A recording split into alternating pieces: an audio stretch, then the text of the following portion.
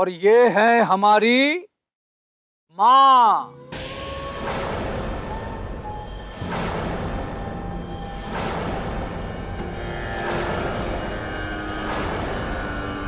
लाखों में एक।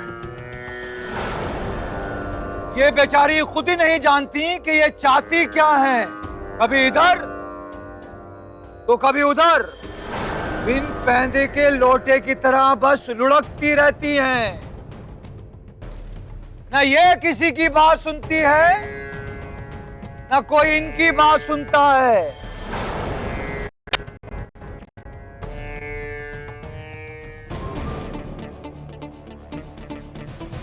धन्य हो गए आपका बेटा कहलाकर।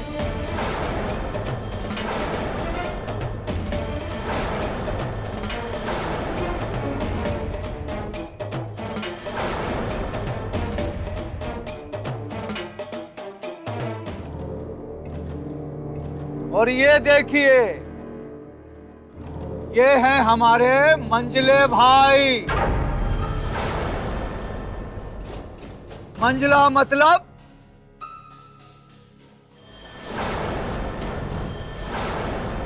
ये बेचारा सच में ही बीच का है, एकदम बेवकूफ डरपोक आदमी। चींटी को भी देख ले तो डर के मारे पंखे पे लटक जाता है।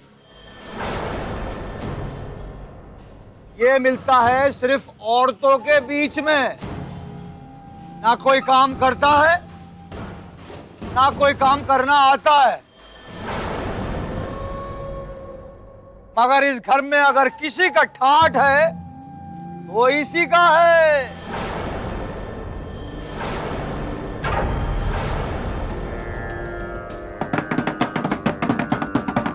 ये हैं हमारे सबसे छोटे भाई, इस घर के सबसे लाडले सुपुत्र अभय।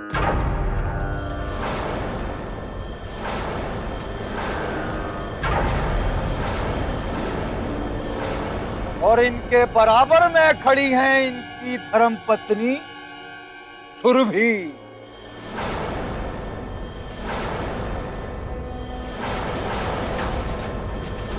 अगर इन दोनों के कारनामे मैंने आपको बताना शुरू किए तो अगली होली आ जाएगी, इनके कारनामे खत्म नहीं होंगे।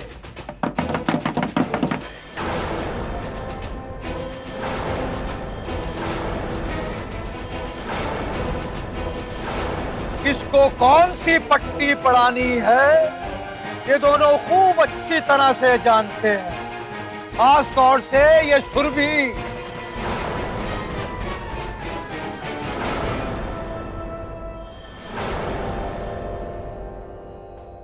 इसके चरित्र के बारे में जो कहे वो कम। बस यूं समझ लीजिए कि ये एक दाग है जिसे जबरदस्ती ताज बना के सर पे सजा रहे हैं।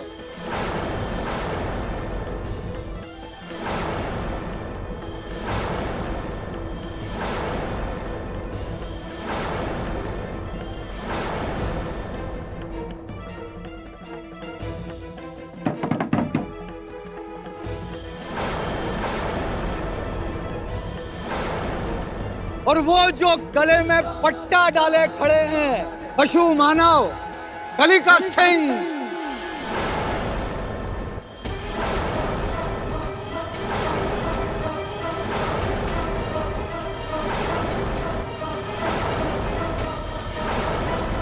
हजार जहरीले कुत्ते मरे तब ये जहरीला आदमी पैदा हुआ। ये अगर किसी को काट ले तो आदमी पागल नहीं, अंगला हो जाता है।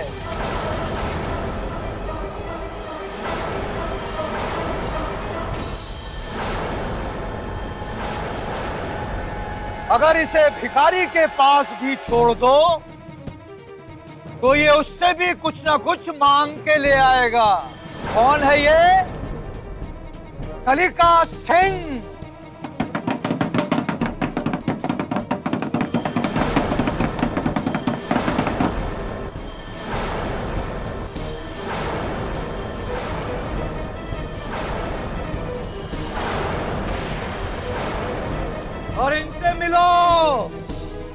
ये कौन खड़े हैं उनके बराबर में? ये है रणविजय बाबू, एक चालाक लोमड़ी।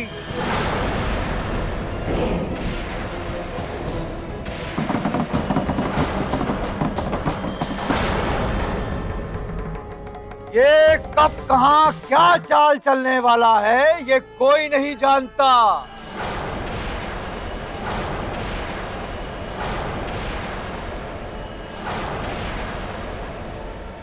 लेकिन ये नहीं जानता कि त्रिभुवन इसका भी बाप है।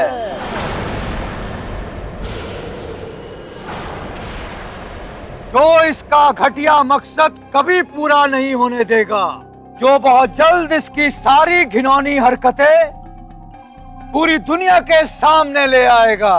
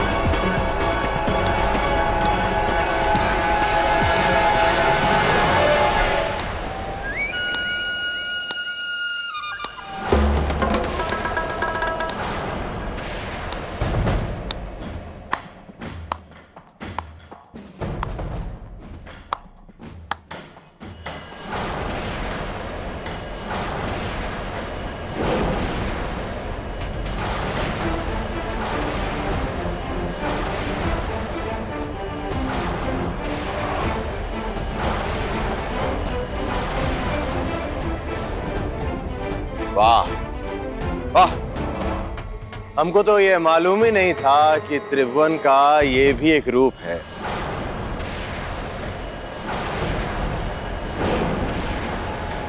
इसे कहते हैं बिना पैसे दिए इतना बढ़िया नौटंकी देखने का मजा। बेहतरीन।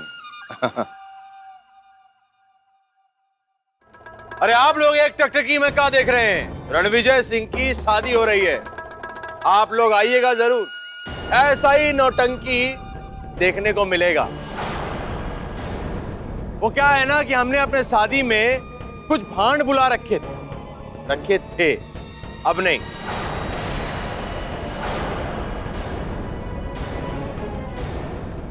वो क्या है कि हमारे साले साहब इतने टैलेंटेड हैं, तो हमने सोचा है कि नौटंकी वही दिखा के आप लोगों का मनोरंजन करेंगे।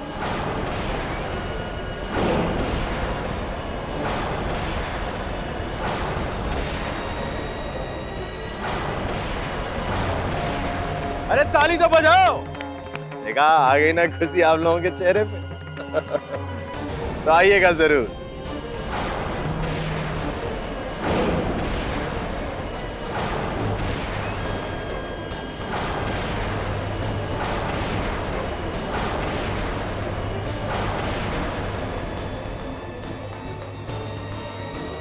क्यों साले साहब, अपनी छोटी बहन की शादी अपने उसी पुराने जीजा जी से, लेकिन नए तरीके से।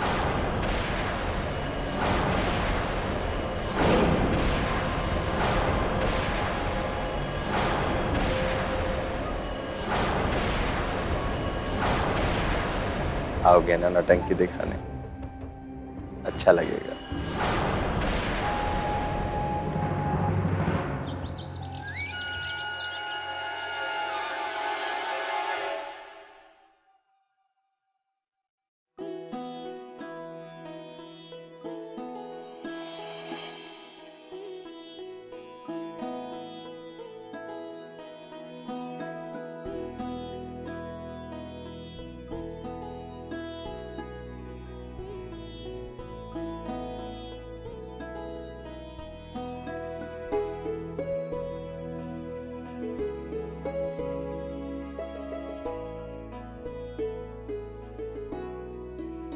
ए ढोलकिया, जी भाई।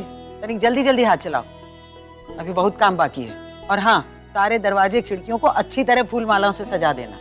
जी।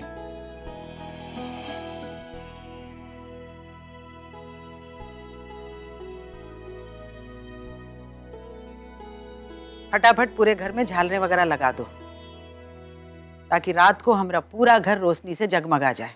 बाकी कोनो चीज की जरूरत हो तो हमें बता देना। सुनो सुरभि,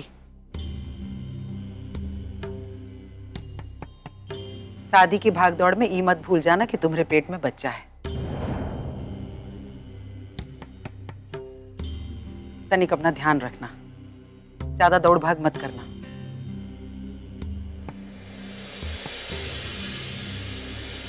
अरे भाई कहाँ हो तुम? दोपहर होने को आई, मिठाई लेकर अभी तक तुम आए नहीं। हाँ ठीक है, जल्दी। ओके।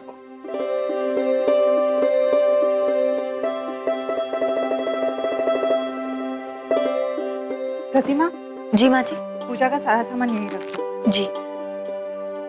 पंडित जी, और किसी चीज की तो जरूरत नहीं ना? विवाह पूजन की सारी सामग्री आ गई? सभी कुछ आ गया। जी बेहतर।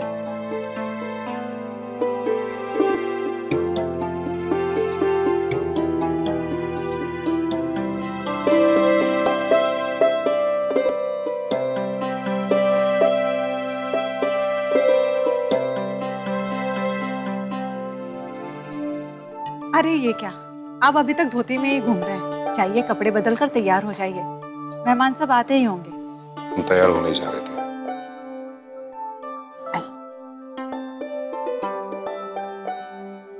सुरभि, जरा जाके देखो निधि अब तक तैयार क्यों नहीं हुई।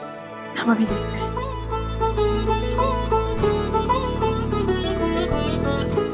लाओ हम भी मदद कर।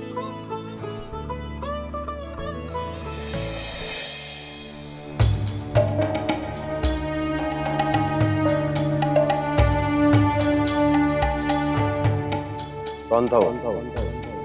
तेरे कॉलेज का यार या फिर तेरा आशिक जो तुझे इस तरह कोने में ले जाकर होली की मुबारकबाद दे? हम किसी और से प्यार करते हैं, और इतना सब जानने के बाद भी जीजू ने अब तक शादी से इनकार क्यों नहीं किया?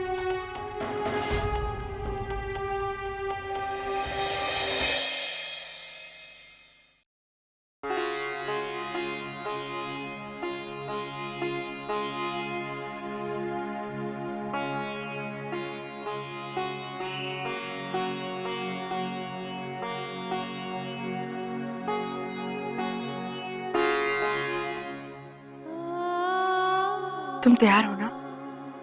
भाभी, सम्राट के घर से कोई खबर आई?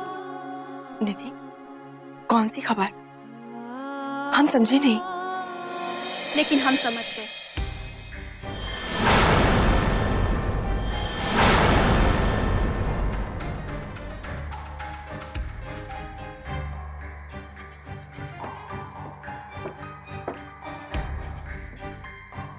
हाँ निधि, तुम्हारे ससुराल वालों ने तुम्हारे लिए कुछ भेजा है।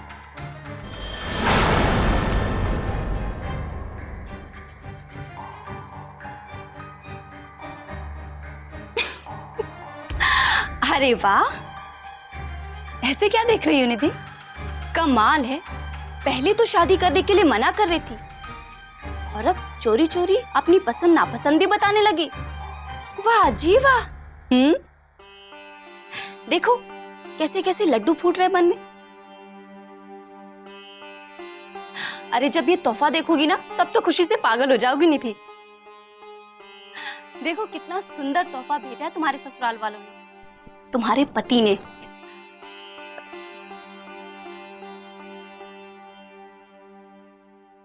अच्छा है ना?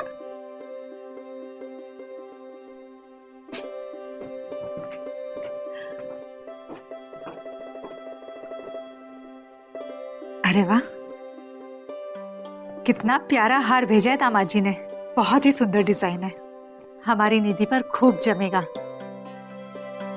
है ना? हाँ माँ, सिर्फ जमेगा ही नहीं, इसे पहनकर निधि बहुत खुश भी रहेगी। और नहीं तो क्या। हम अच्छी तरह जानते हैं अब वैसा कुछ भी नहीं होगा। हमारी बेटी उस घर में राज करेगी, राज।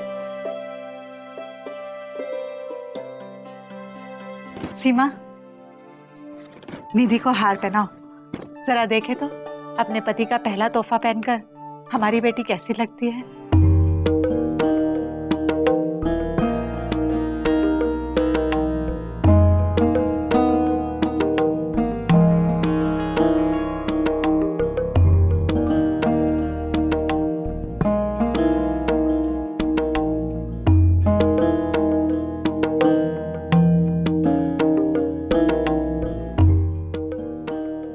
अरे वाह, कितना प्यारा लग रहा है। जी माँ जी, सचमुच बहुत प्यारा लग रहा है। भगवान करे कि इनकी जिंदगी भी इस हार की तरह बहुत खूबसूरत बन जाए। हमारे नंदोई जी ऊपर से बहुत सख्त दिखते हैं, लेकिन अंदर से बहुत रंगीन है। तभी तो इतना सुंदर हार भेजा है। इस हार को तो देखकर कोई पत्थर दिल इंसान भी पिघल जाएगा।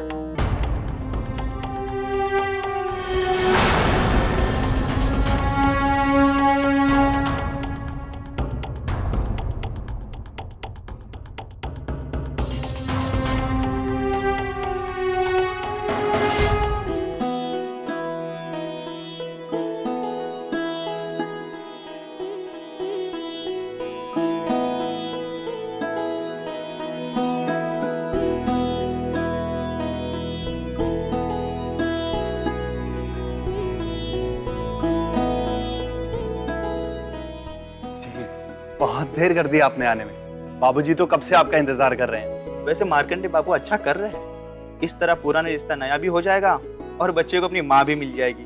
जी सही कह रहे हैं आप।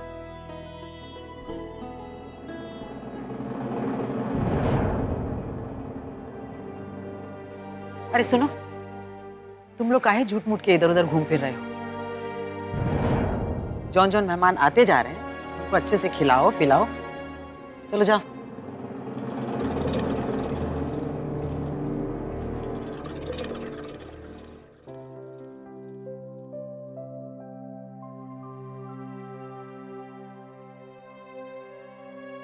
यहाँ तो बड़ी धूम मची है। ऐसा लग रहा है जैसे बाबूजी अपनी पहली लड़की की शादी कर रहे हो। क्या तमाशा क्या है ये?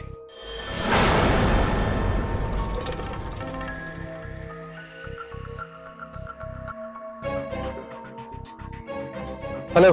हाँ त्रिभुवन भाई, क्या हुआ? पहचान नहीं पाए क्या? अरे भाई हम बोल रहे हैं सैनी। हमने साहब से आपके बारे में बात कर लिया है और साहब भी आपसे मिलने के लिए टाइम निकाल लिया है। साहब अभी क्लब में हैं और बहुत अच्छे मूड में हैं। आप जाके अभी मिल लीजिए, आपका काम पक्का हो जाएगा। शुक्रिया भाई, हमें आपसे यही उम्मीद थी।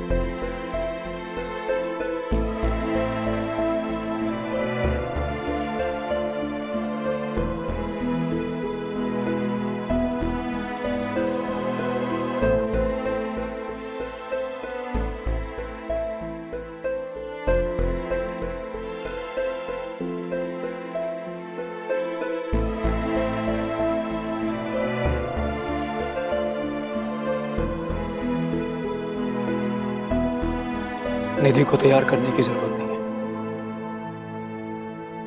सब बेकार ही जाएगा।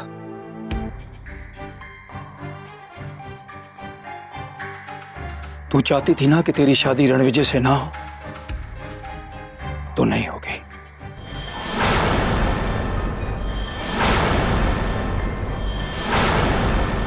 मैं तेरी इच्छा के खिलाफ तेरी शादी नहीं होने दूंगा। ये तेरे बड़े भाई का तुझसे वादा है निधि।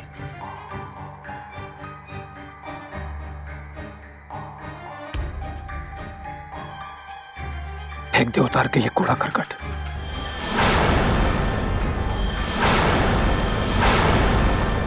हो जाकर आराम कर। मैं देखता हूं ये शादी कैसे होती है।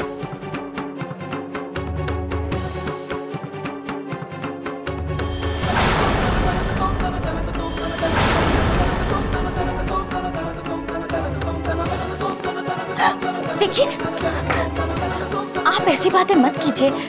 अभी तो शादी होने वाली है और निधि भी ये शादी करना चाहती है। अब आप बेवजह बात मत बढ़ाइए। मैं बात बढ़ा नहीं रहा हूं, बल्कि ये बात जो बढ़ती जा रही है उसे रोकने के लिए जा रहा हूं। आप ऐसा क्यों कर रहे हैं? आप तीनों भाइयों ने बाबूजी से इस बारे में तो बात कर ली थी। अगर बाबूजी ऐसा चाहते हैं तो आप क्यों जबरदस्ती करने पर अड़े हुए हैं? अब तू मुझसे सवाल करेगी? नहीं नहीं, आप हमें गलत समझ रहे हैं। हम सवाल नहीं कर रहे। हम जानते हैं कि बाबूजी बदलने नहीं वाले और हम नहीं चाहते कि इस समय घर में कोई तनाव हो। देख, तू क्या चाहती है और क्या नहीं चाहती मुझे इससे कोई मतलब नहीं है। तू हट रास्ते से। आप हमारी बात क्यों समझ रहे हैं?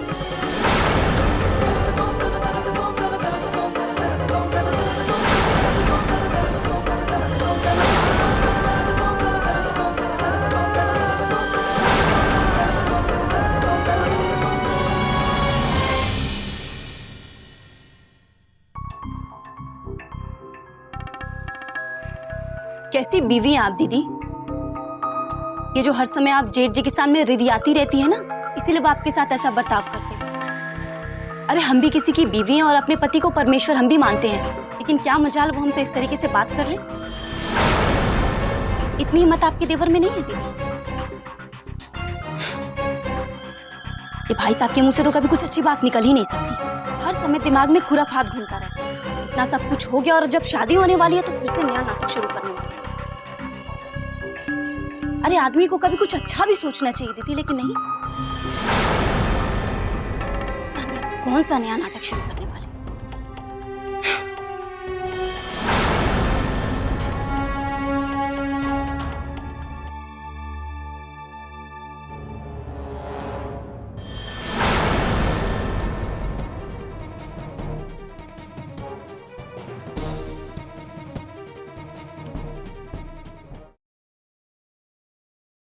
क्या करें, खुद समझ नहीं आ रहा।